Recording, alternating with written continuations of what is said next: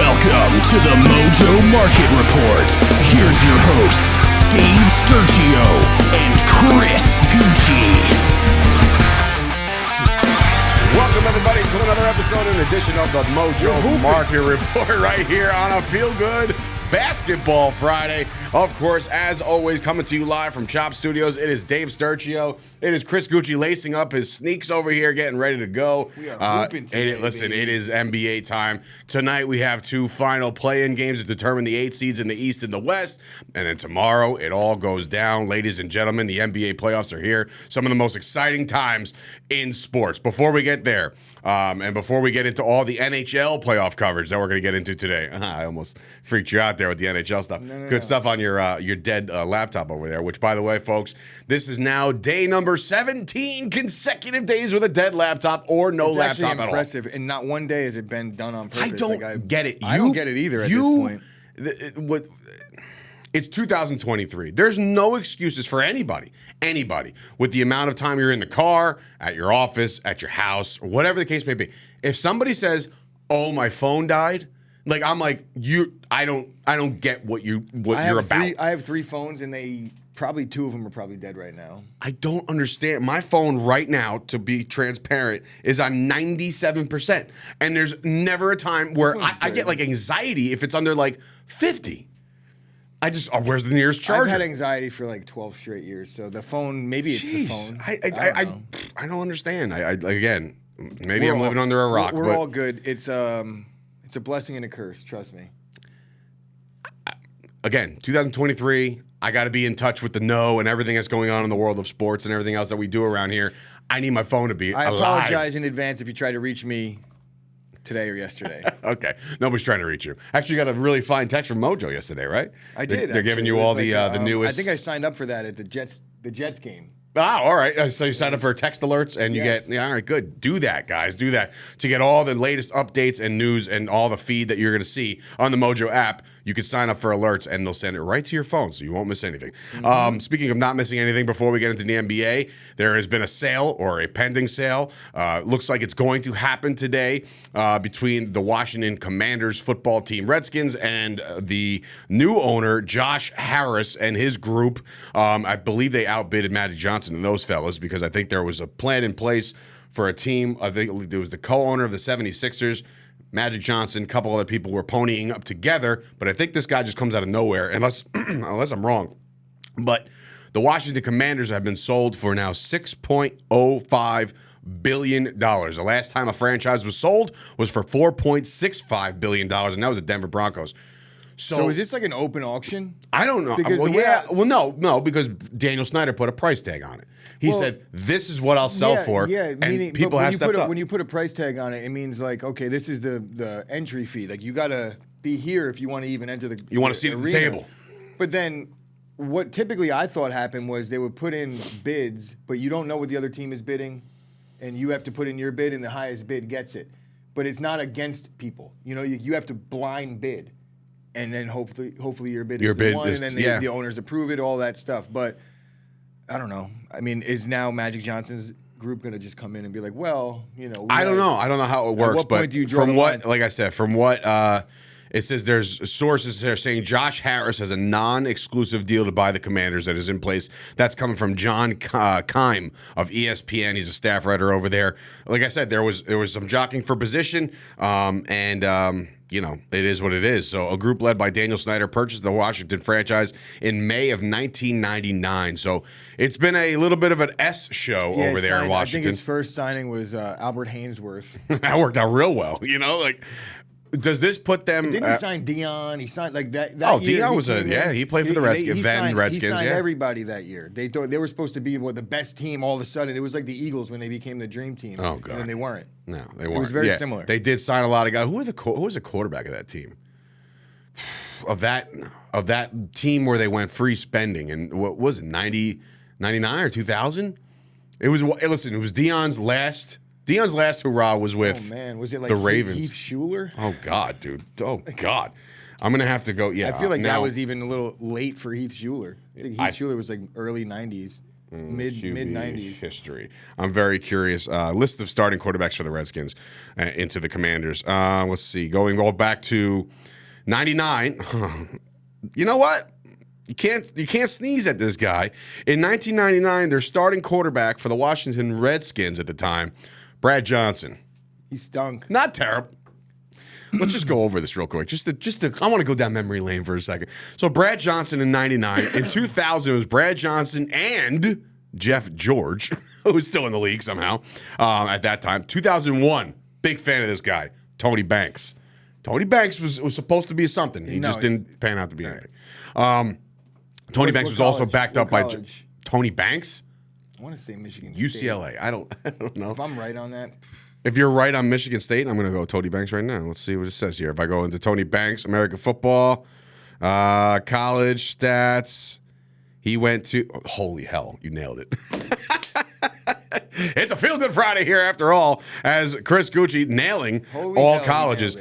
So anyway, back to the Redskin quarterbacks here. 2003, Patrick Ramsey and Tim Hasselbeck. Oh, my God. And then for the next 3 years, actually the next 6 years, they had consistent quarterback play. When I say that, means the same guy started. So from 2004 to 2006 was Mark Brunell of Jaguars fame. And then after that, Jason Campbell was their quarterback for 3 years until they made the move for Donovan McNabb. I gave a trivia question the other day on my whatnot thing. Somebody did like a giveaway, and I hate when they do that because then you got to like pause your show, all this stuff. Right. So I was starting to think on the fly of a good trivia question. So I'll say, anybody with a shipping profile, if you could tell me the quarterback that was selected one pick after Aaron Rodgers in that draft. Hold on. This is the 2007 draft, 6 draft, right? Whatever the year. Anyway, it was Rodgers who had to wait to the end of the first round. What pick was Rodgers? 23? 23? Or 24? I thought it was like 26. But anyway, it doesn't matter. The next quarterback picked after Aaron Rodgers was... Really? Yeah. Oh, then he must have busted out very hard. You just said him. Tony Banks? No. I didn't. Jason Campbell. Oh, God. Imagine that. Oh, Imagine being like, we're about to get Rodgers. We're getting a quarterback. It's either Rodgers or Campbell. We're good either way. I don't know. It's a toss-up for me. We'll find out. They might play out. Who knows? But anyway, that is the Washington Commanders news over there in the NFL. As we segue over to, it is time, ladies and gentlemen. It is the NBA playoffs. They tip off tonight with the 2 remaining playing games. Again, the winners of these will be the 8 seeds of the respective East and the West. Tonight, Chicago heads to Miami. In Miami. Miami coming off the loss, obviously, the other night to the Hawks, where they just, again, they got behind quick, couldn't make a comeback because of the way of style of play. And then, of course, the Chicago Bulls, who, again, yesterday had themselves, or 2 nights, what was it, yesterday? 2 nights ago, had themselves a fantastic comeback victory. Chris, did they empty the tank? Does Chicago have it to go into Miami to win this game? Because they had to go to Toronto, and they did that there. Do they no, I don't think so. But at the same time, I mean, Miami looked like garbage in their game. So if Miami plays that way, they're going to lose. It doesn't matter how much Chicago has left in the tank. But a very slow-paced game I'm expecting out of this one, and it should be a good one. And I'm going to go with the Heat because I've been picking the Heat to do some type of potential damage as a team that could sneak and do something in the playoffs. I'm becoming less and less confident as the minutes go by based on the performance in a big game earlier in the week. But I'm going to stick with my guns here. I like Spoelstra. I like the Heat. I'm a Heat guy. Yeah, I'm a big Miami Heat guy, Dave. Big Miami Heat guy over here. Listen, the way I saw Chicago, I always use the phrase like emptied the clip, but like I think they did. Like a 19-point comeback victory the other night.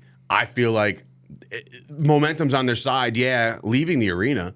But then, like, does that just kind of fade a little bit? And do you see another back-to-back bad performance out of guys like Jimmy Butler? I don't. I think that Miami shows out in Dade County tonight, and I think Miami gets that win as well. So you're in lockstep with me. I think Miami takes that one. But Chicago, great story. Like I said, they got some pieces to figure out next year because they don't know if Ball's ever going to play. So they really they couldn't figure out the point guard position this year. Maybe they can next year. And look to the draft maybe. So later tonight, Oklahoma City. The Thunder are traveling to Minnesota. Now, Minnesota gets back Rudy Gobert after his 1-game suspension. So Does that propel them enough between him, Karl Anthony Towns? Are they going to get the job done against an OKC team that came in that, I mean, I spoke highly of them yesterday. I think they're a very, very exciting team to watch. All the young stars over there, Giddey and SGA, like it's been a nice season for them. I feel Can like they Minnesota's keep going? reeling a little bit with everything that's happened in the course of the last week. I do too. Horrible timing. OKC, they looked really good. Another team that I'm high on based on their young talent. It's unfortunate they lost the rookie this year, but it puts them in a really good position next year as they have a lot more experience with these guys. And then what I would say is a potential KD type of player in Holmgren. I know it's a little bit of a lofty expectation, but it is the comparison. And that team is looking really good as we enter next year. But, yeah, I mean, I feel like Karl Anthony Towns is by far the best player on the court, and he's a big. And I'm going to go with the big here. Even though I'm not really sold on it, I'm going to go with Karl Anthony Towns, local kid. I really, really don't have a strong opinion about it, truthfully. But, you know, either way, whichever team wins this series is probably dead. We'll get to that in a second. I'm with you in thinking that, yes, Karl Anthony Towns is definitely, without a shadow of a doubt, like he is the best player on the court tonight in Minnesota. Got to bounce back. Rudy Gobert gets back in this one. He's off the suspension. You got to assume that these guys are going to play a little bit more better of a cohesive unit. I like what I saw out of OKC the other night. I really do. They handled that game. They handled that game well off. But I think, again, they're probably one or two pieces away from making some kind of run. I don't know how Minnesota is defensively. Truthfully, I really don't. But I know the Pelicans are terrible defensively. So, you know, if OKC could, I don't know. The big is what scares me. I don't know. That's where I'm at too. If they have a big that could contend with Karl Anthony Towns, I feel like that's just an easy bucket anytime down. Yeah, I think so too. So we're both on the home teams tonight, with their backs against the wall trying to get into the playoffs. Now, what that does for them going into the actual playoffs, that's another story, because we will pick the first round here today, and as we go, we'll be picking games as the games come. But when we get back here on Monday, some games will, obviously, game ones of the entire playoff bracket will have already been done, so we'll check out some of the better performances over the weekend. But let's pick some games, or pick some series, rather.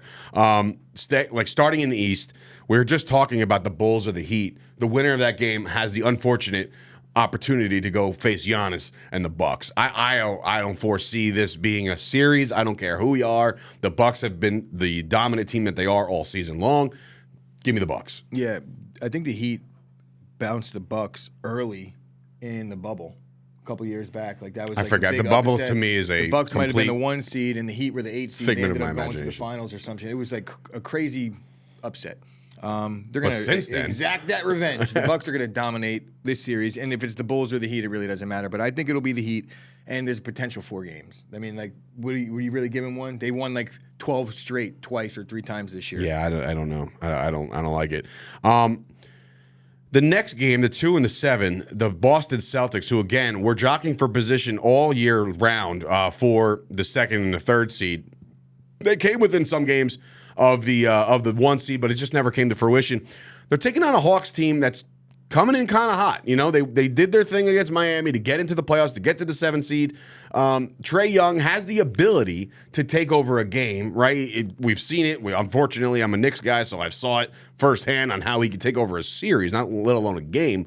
Do the Hawks have a chance to run with the Celtics here? I mean, maybe I feel like the Hawks have a better chance to make it somewhat of a closer series because they have a star who's a guard that could catch fire in a playoff series, and you've seen him do it in a playoff series before. Yeah, so it wasn't fun. Potentially maybe win a game or two, but let's be honest here. The Eastern Conference is a 3-team race right now. Everybody right? calm down with that. It's a 3-team race. Admit it. It is what it is. The Knicks have the only chance out of a team that's a lower seed in the East to win their series. And it's a good chance. They have a good chance, but with Randall not playing, it's a less of a chance. I guess we could get to the Sixers and the Nets first. Sixers and Nets. The Nets story this year has been pretty crazy. They started the year with a Kyrie Irving, a Ben Simmons, and a Kevin Durant, and people were talking championship. People were talking this is the year. People were talking this is the deepest they've ever been with stars on their team, star power.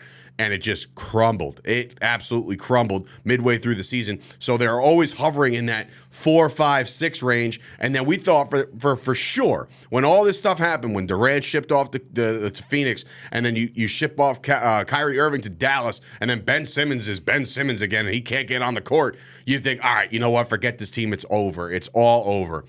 But they weathered the storm throughout the course of the back end of the year to the tune of finishing 6th in the East. And you got to give them some credit. You got to give the coaching staff some credit. They have these kids that they traded for in the deals to get these guys, and they all kind of showed out. They all kind of put their best foot forward, and they played some games. However, I'll say that all with a however. I mean, they did have a losing record since the Kyrie trade and the KD trade. So there is that. They're on the bottom half of the Eastern Conference, and if you look at the teams below them, they really didn't do much to weather the storm. So it's like they're here by... It's like KD and Kyrie got them to the 6th seed. They won enough games? They won enough games. They might have been the playing team if they just had this squad the whole year, because if you look, they're not a good team.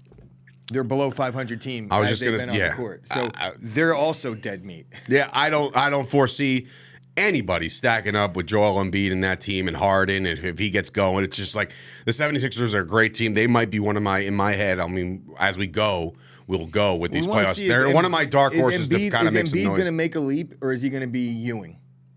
Relax with I'm that. just being honest. It's like we're not no disrespect. Ewing is a Hall of Famer, but postseason, Embiid, he's had MVP numbers before. He's been the most dominant center in the league before, and even still is. Even though with Jokic, he's still a more dominant center. I think Jokic has a different game.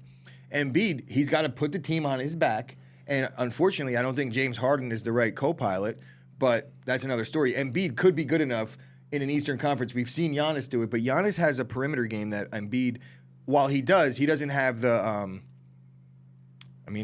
he doesn't have to create his own shot because he's 7-footer in a lot of ways, but you get what I'm saying. Giannis is a better athlete. He's more of a guy that could defend out on the wing. He could do other things defensively that Embiid can't do. So... But this isn't a series, though. Yeah, the 76ers will dominate. Who's stopping Joel Embiid in the series? There's nobody. I think this one's going to be the clean sweep. He might average 45 points a game in this series. It might get ugly. It might get ugly. All right, the 4 and the 5. Look, I'm pumped to get back to the playoffs as a Knicks guy. If you're a local fan, and obviously we just talked about Brooklyn. If you're a Brooklyn Nets fan, I'm sorry. But if you're a Knicks fan, you have a little bit of hope. You brought in Jalen Brunson. This dude changed the point guard position for the Knicks for the first time, and I can't even tell you how long. There's been time and time again where we thought we had somebody. We thought we had the guy to facilitate, and it just didn't work out. Well, we're going to find out. Brunson has been a godsend for the Knicks. Randall potentially will miss a couple of these games in the beginning. My assumption is he misses game 1, maybe game 2. But the method is this, and this happens all the time in the playoffs. If you can steal one on the road, it becomes a completely different series. If the Knicks can go out there and beat Cleveland in Cleveland within the first 2 games, I like the Knicks to win this thing. You steal home court if you win a series. Yeah. If you win a game on the first 2. But, Cleveland's been good. They've been fairly consistent all season long, and they are who they are, obviously. The Knicks aren't who they are right now. They're missing one of their best players, if not their best player. So, to me, going into a playoff series with your best player banged up, even when he comes back, he's their best scorer. He's their best player. Julius Randle's their next best player. He's been for the last 2 or 3 years. Whether other guys have had hot months or here and there, he's been the Put some respect on Emmanuel Quickley's name. This guy's been in the MVP conversation. He was once upon a time, a couple years ago. So I think it's fairly apparent that Julius Randle's their guy, and he's not ready. And then when he's ready, how ready is he going to be? And is it going to be in a desperate situation down 0-2? It's very, very obvious that the Knicks are in trouble to me. If they do surprise me, I'll be shocked because I don't see how they could overcome it. The one thing I'll say, though, is Jalen Brunson last year, he was a good player, but he got paid with his postseason performance. Could he do that again? That's their chance, honestly. Could he elevate his game and play above his head like he did last season? They've had some significant role players throughout the course of the time that Randall's missed. Obi Toppin, obviously Josh Hart, guys like that. RJ Barrett sometimes shows up, sometimes he can't hit the broadside of a barn. But there's good here, and I think they have a chance. And I'm picking the Knicks to win this series, whether it be 6 or 7. The Knicks are the Giants of the NBA. Oh God, where they're just like very mundane, very regular.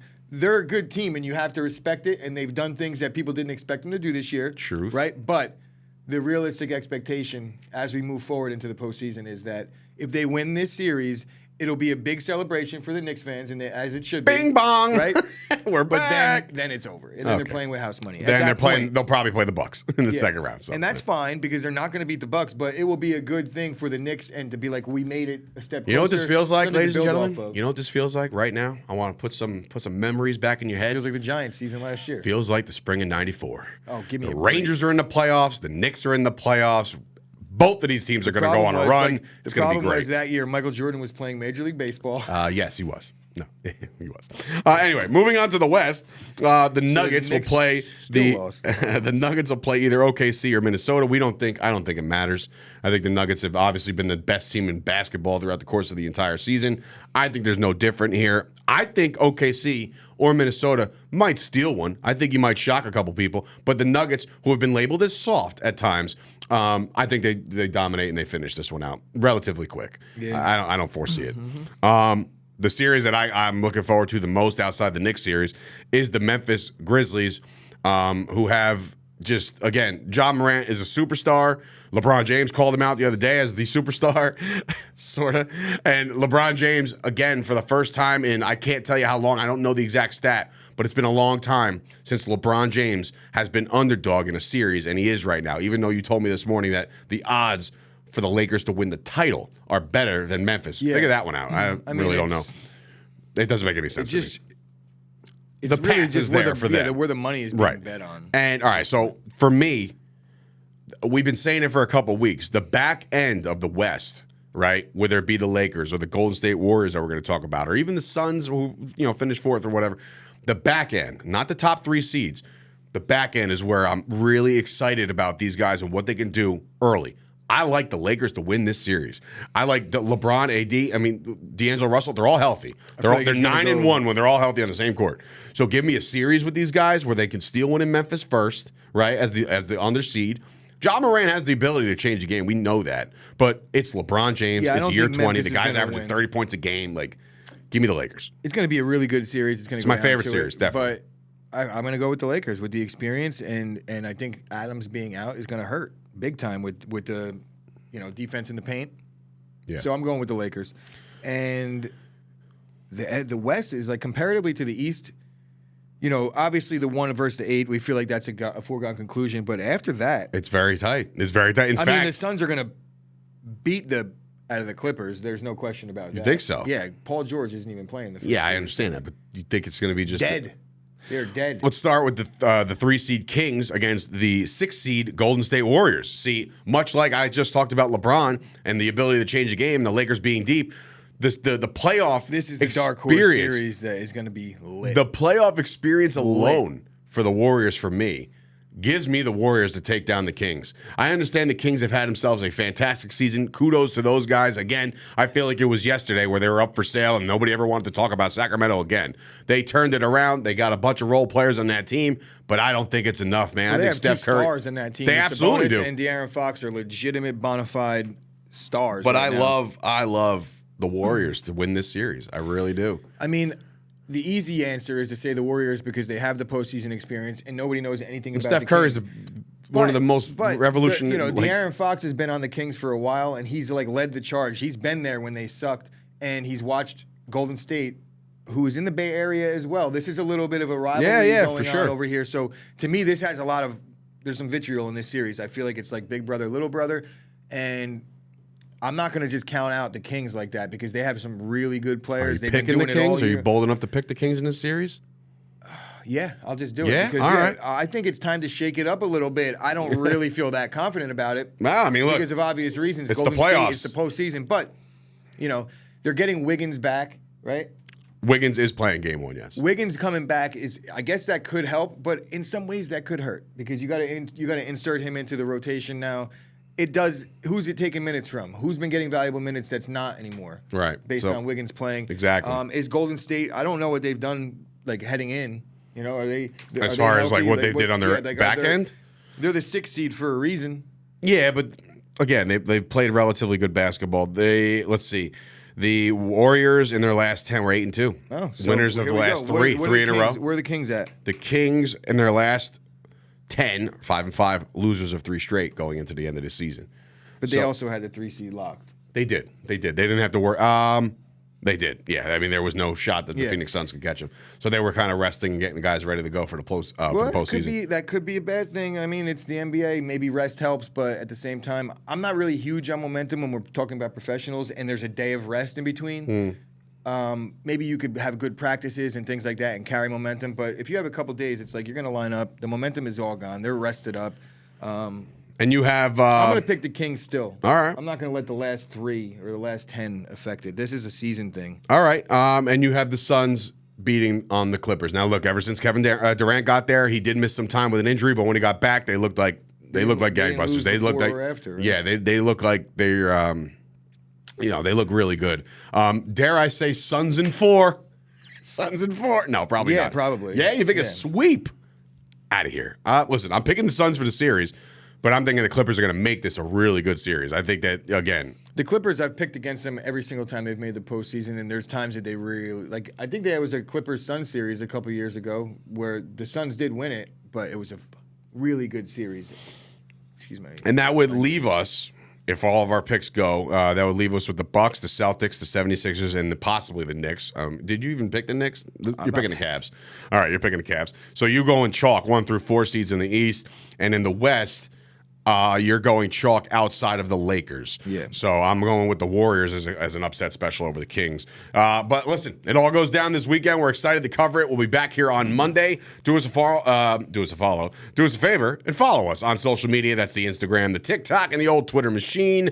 At Mojo, MOJO is the way to do it, guys. If you're going to bet on all these games, do it responsibly. There is a million prop bets out there right now on the Mojo app. What are we doing over there? You okay? Spazzing out. Go over to the Mojo app right now. Check out all the liquid prop bets. It's a very exciting way to watch literally every single game. While you're watching, you can place a bet on somebody, take it right out. The rate might drop and the odds might drop. You go right back in. There's a lot of cool. It's liquid. It moves. It's like water. So for Dave Sturchio, Chris Gueci, this has been another episode of the Mojo Market Report. Enjoy the NBA playoffs. You wore your NBA shirt. I didn't even realize that. Who is that now? Caron Butler, Anton Jameson. Anton Jameson. Wow, we're never going back. And it's a Wizard shirt, right? Holy. All right, we'll see you guys back here on Monday. Enjoy the basketball.